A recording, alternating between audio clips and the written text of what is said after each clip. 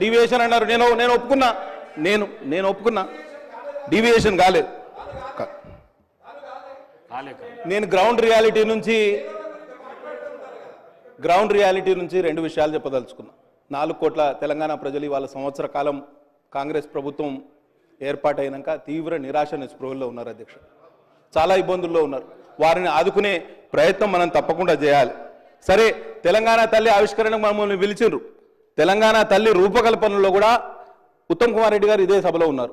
వారు paddy procurement policy తీసుకురాచే ప్రయత్నంలో మమ్మల్ని అందరినీ పిలిచారు. అఖిల పక్షానికి పిలిచిండ్రు, ఉత్తర ప్రత్యుత్తరాలు నడిపినారు. వారి కార్యాలయం నుంచి మాకు చాలా ఫోన్లు కూడా వచ్చినాయి.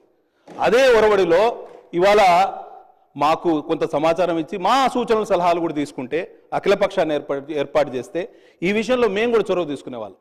కానీ ఇవాళ మా పైన మొత్తం తెలంగాణ సమాజం మీద రుద్దే ప్రయత్నం చేస్తున్నారు. అది కొంత ఆక్షేపణీయమని తెలియజేస్తూ, అట్లే డిసెంబర్ 9 మీ నాయకురాలి యొక్క జన్మదినం, దాన్ని కూడా అవతరణ దినోత్సవంగా చెప్పే ప్రయత్నం కూడా చేస్తున్నారు. పార్టీకి సంబంధించిన విగ్రహం గతంలో ఉండేది అని మంత్రి గారు చెప్తారు అధ్యక్ష. పార్టీకి సంబంధించిన విగ్రహం గతంలో ఉన్నది, విగ్రహం పార్టీకి సంబంధించిందని చెప్తారు. ఇట్లా ప్రభుత్వం మారినప్పుడల్లా విగ్రహాలు మార్చుకుంటా పోతే, పేర్లు మార్చుకుంటా పోతే ఎక్కడికి పోతాం? ఒకసారి ఆలోచన చేయాలి. కాబట్టి ప్రజాధనం మినిస్టర్ గారు, మా సోదరులు బీజేపీకి సంబంధించిన గౌరవ శాసనసభ్యులు